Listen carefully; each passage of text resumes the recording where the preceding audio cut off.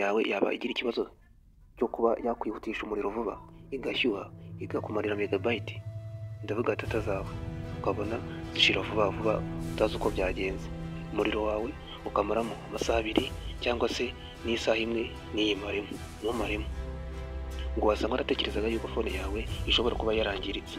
Oya rwose, oya ni nzima phone yawe ntabwo yangiritse. Akenshi haba hari ibintu bito uba utazi bishobora gukemura ikibazo cy'umuriro wa telefone yawe. Mu minota 3 yonyine uraba uzi gusetinga telefone yawe igasubira nk'uko wayiguze. Reka nkwereke impamvu phone yawe ishyuha cyane, impamvu umuriro ugenda ushiramo vuba vuba mu munota umwe wo guhunza. Hari application zimwe na zitwara data zawe ntubibone, zikazitwara mu ibanga utazi uko bigenze, hahandi ugura data uko zaba zingana kose ugasanga mu minota ingahe zihise zishiraho utazi uburyo bigenze. Uko uraza gukemura iki kibazo, ntabwo uraza gukenera application adasanzwe cyangwa se ukenere guformata telefone yawe cyangwa se ukenere gusiba ibintu biri ku internal ya memory card yawe, ndavuga muri file cyangwa se muri starting telefone yawe. Ni ibintu bibiri byonyine uraza gusa gukenera. Uraza kuza gukenera utumegabyte dukeya na telefone yawe smartphone byonyine. Uraza gukenera no kudownloadinga nyine ku application cyo kukwereka. Reka nkwereke n'akandi kantu k'ibanga utaruzi uraza kuza kwifashisha n'ibanga utaruzi ndibuze kukwereka kuri finali y'iyi video igeze ku musozo. Reka tugende n'intebe ku yindi akantu ku kandi. Njye kubana nitwa Emi, channel yitwa Emi Tech TV Show. Nishimiye kubana nawe, akaba ari njye ugiye gutegura iki kiganiro cy'ikoranabuhanga. Mbikesha mwe mwese mugira mwandika muri comment muri video nimba nzabakoreraho ibizakurikiraho, kandi nawe ufite igitekerezo kuduha igitekerezo cyangwa se inyunganizi cyangwa se ikibazo cy'icyo video naza gukora video izakurikira, mukambwira kuri video y'ubutaha naza bakorera. Naba ibyo byose nkaba mbibashimira rwose, muri abantu banjye muri abakadasohoka ndabakunda. Wowe mushyashya nubona hari icyo no video iraza kuza kugufasha ukande like, kandi wibuke gukanda subscribe mu gihe urabonye ko video yaba ifite ikintu igufashije. Uzamuke gatoya hejuru gatoya ntabwo ari kure, ntabwo gusa umwanya muremure unagende no gukanda like na share ku nshuti zawe kugira ngo ujye uba mu ba mbere YouTube igezeho video mu ba mbere uyibona mu ba mbere. Njye muri kumwe nitwa Emi, channel yitwa Emi Tech TV Show. Nishimiye kubana nawe, bahaye ikaze.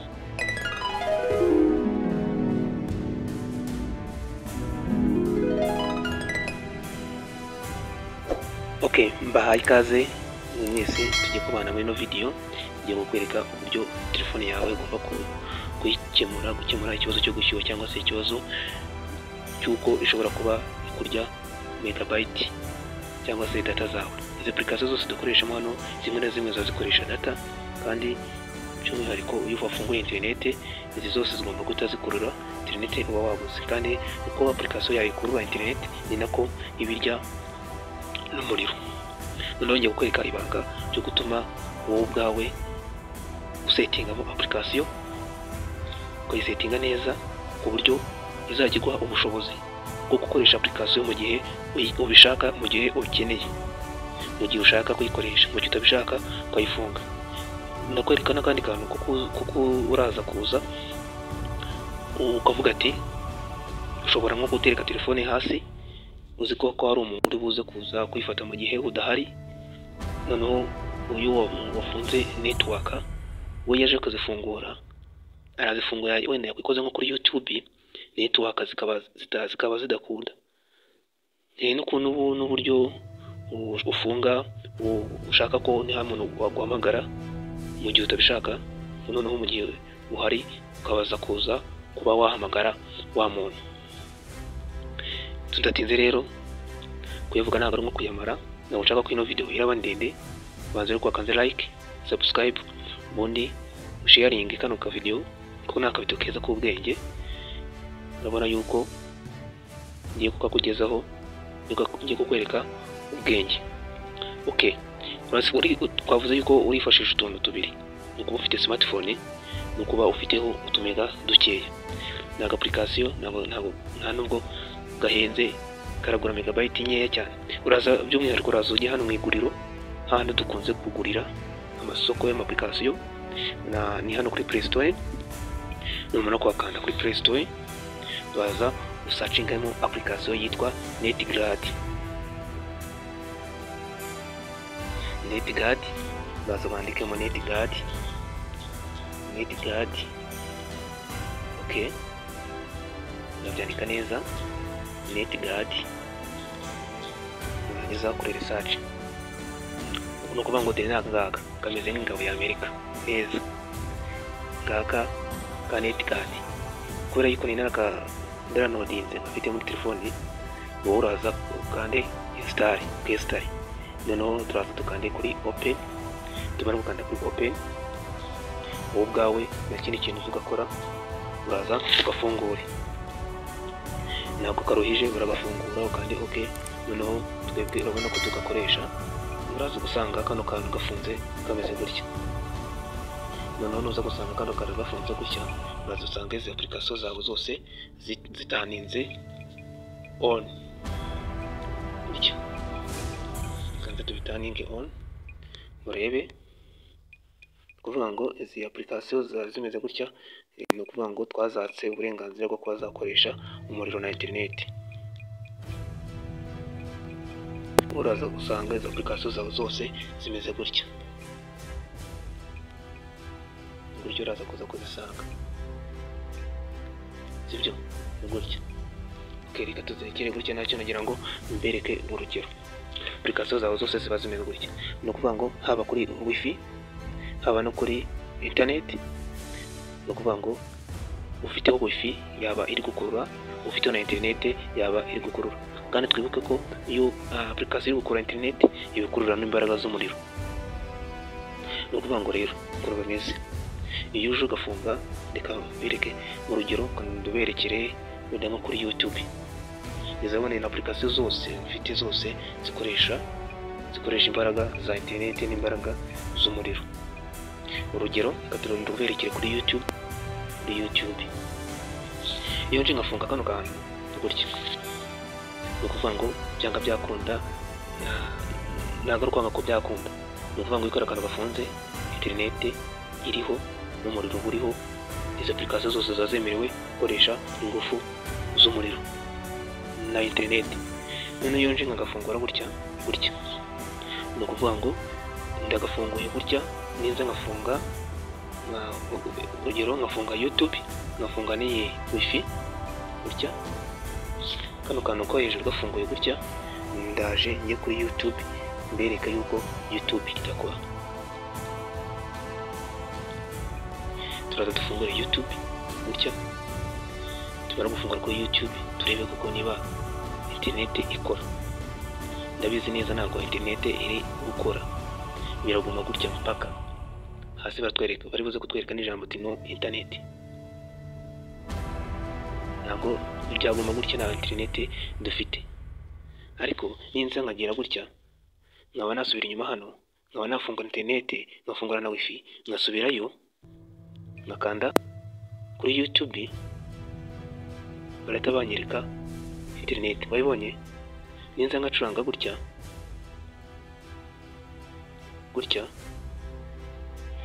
urabona ko bikora. Ninsubirayo gutya, nkongera ngafunga ya YouTube, narangiza ngasubirayo gutya, ngacuranga ya video nari ncuranze. Niyo nihutishije gutya ntabwo bikunda, sibyo? Ntabwo bikunda rwose. Urabona yuko bidakunda, byakwigumira gutya. Niyo naje ngacuranga n'aka ngaka, ntabwo kakunda. Urabona yuko bidakunda. Ariko ninza nongera ngafungura ya YouTube na ya wifi, ndavuze gusura kuri YouTube, maze internet yongera igaruke.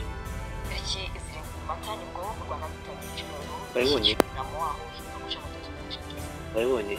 Urabona yuko gutya, urabona yuko internet iri gukora. internet iri gukora. Ariko ninsubirayo nkongera nkabifunga gutya, nkongera ngasubirayo kuri YouTube kwa kundi nari ndi kuzamura gutya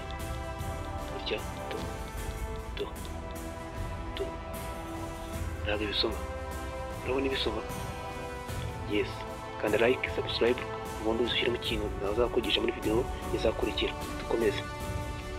Urabona yuko rero aka kantu ari ubwenge.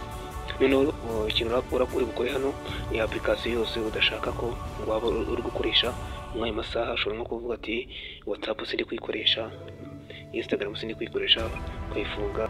Uvuga ati izindi application utari gukoresha akanya ukaba uri kuyifunga, ugafunga application udakoresha aka kanya, ariko ukaza kuza kwibuka wajya kuyikoresha kwanzongera ugasubira muri ino application ukayifungura.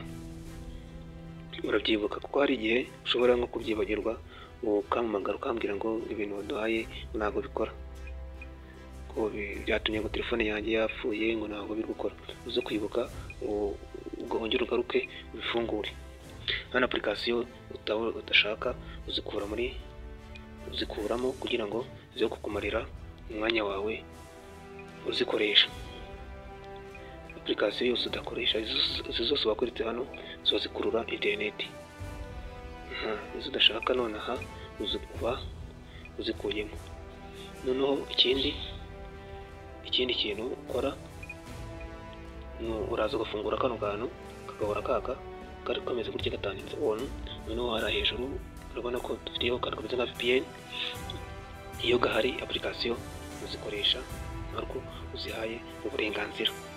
Izi application udashaka ko uzikoresha nonaha uzikuyemo kugira ngo zitakutwarira umwanya wawe na megabyte na internet n'umuriro. Byose nabikubwiye ko bitwara umuriro.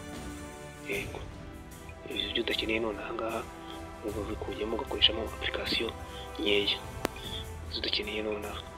Okay, akandi kantu ngiye kuba nakwigisha ni uburyo ushobora nko kuba ushobora nko kuza nko gutereka telefone hasi usize ufunze connection, ariko utazifungiye hano hejuru ahangaha, urumva? Cyangwa se utazifungiye hano, ukazifunga. Wamara kuzifunga umuntu naze kuza kumenya ukuntu wabikoze. Noneho ikintu uza kuza ugakora ahangaha, uraza utaninga utuno tuntu twose vivi, umva wa internet kugira ngo ukore. Noneho nusanga ahantu urabona hano handitse disable, nuhasanga enable urahavivura gutyo. None akandi kantu kuri ino application uraza ukande kuri setting. Numero zo gukanda kuri setting, uraza ukande kuri network option. Numero yo kuza gukanda kuri network option, uraza wemerere kana kantu gafungure gutya. Nugafungura gutya umuntu ntabwo azajya guhamagara, uzajya kumuhamagara mu gihe ubishakiye. Ibyo akana kantu ko kugira ngo ujye uhamagara umuntu mu gihe ubishakiye, we nagushaka ntabwo azajya kubona. Urumva? Akana ko nubishaka ugafungura, utabishaka ugafunge. Akandi kantu nshaka kukwereka ni aka ngaka, tuno two munsi y'aha ngaha bakagucira kuri murongo aha ngaha handitseho ngo 2G. Ni ukuvuga ngo amafaranga y'aka ngaka telefone yawe uba yemereye kugira ngo uyikoreshe 2G gusa. Noneho uza ugafungura n'aka ngaka uraba yemereye gufungura 3G gusa. Noneho kugira ngo ukoreshe 4G yonyine nta wundi muyoboro wa internet uvanzemo, 4G yonyine uraza ugafungura aka ngaka cancel right unlimited. Aka ngaka niko ufungura apply wifi network, aka niko ufungura. Noneho aka nako munsi ni ignore national roaming, uvuga ngo ni hahandi uzajya ubona na network zikuramika hejuru. Gusa nyine aha ngaha aho harumvikana. Noneho ukareba hano hasi hari utuntu dufunguye off, handitseho lock down wifi, handitse lock down mobile.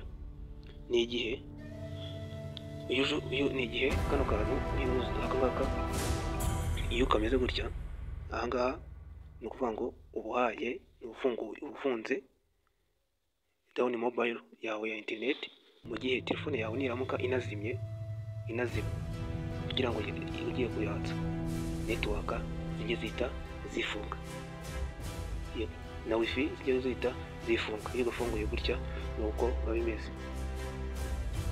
Utundi twose turi aha ngaha nzagenda no gusobanurira gake gake buhoro nuko tuzagenda twegera imbere, cyangwa se twose nzagenda no gusobanurira twose. Aka application ni keza nawe wakakoresha, ariko ikintu cya mbere warumbuza ukirebera ukuntu wagabanya ikibazo cya megabyte. Noneho no kuba wagabanya umuriro izi application zigutwara. Ariko nyine wowe ufite application cyangwa se batiri cyo umuriro kuko utazi ikintu gitera izi application ziba zikorera network ngufu z'umuriro. Kandi subscribe, like, comment, ubundi ukavuga share inshuti zawe, ubundi ushyire muri comment ikintu naza gukorera muri video izakurikira. Ndabakunda cyane, nishimiye kubana namwe umunsi ku munsi. Mumbaze muri comment ngenda kureba video nziza z'ubwenge. Ikindi kintu narasoza na video nuko iyo uje ugafunga kano kantu gutya, ubundi iyo ugafunze ntacyo ugukoze, n'ubundi uraza ukajya kuri ya YouTube yawe, ubundi ngo ikintu bigaragaye ko kara kantu gafunze, uramutse ugafunze gutya, uramutse ugafunguye turi kuri YouTube urabona ko iyo network na wifi bifunze, kanafunguye gutya bifunze, tugafunga tugerageze turebe, ntabwo baducanga twumve ko byakunda, ntabwo network hano zagenda wagafunze, ahubwo bigaragara yuko uramutse ukagafunga gutya, ntabwo nyine urabona kuko kaga VPN kaba kari hejuru, kaba kari gukora gafungure kari VPN ko hejuru kazi. Noneho kari VPN iyo gahari ntabwo application yakora. Urabona yuko ntabwo application yakora, urabona yuko application ntabwo yakora kari VPN gahari. Gusa nyine nuza kuza kubikora ujye wibuka application wafunze na application ugiye gufungura, ujye byibuka ujye ugakoresha. Urabona yuko tugarutse gutya tukagafunga, ubundi tugarutse kuri YouTube, n'ubundi amarezo ahitaza kubera yuko twakuyeho VPN. Guys, akantu gasharinga mugenzi wawe amenye ibintu bintu, ubundi duhe like ino video, duha like ni ingenzi ukujije ino channel, duhe na subscribe.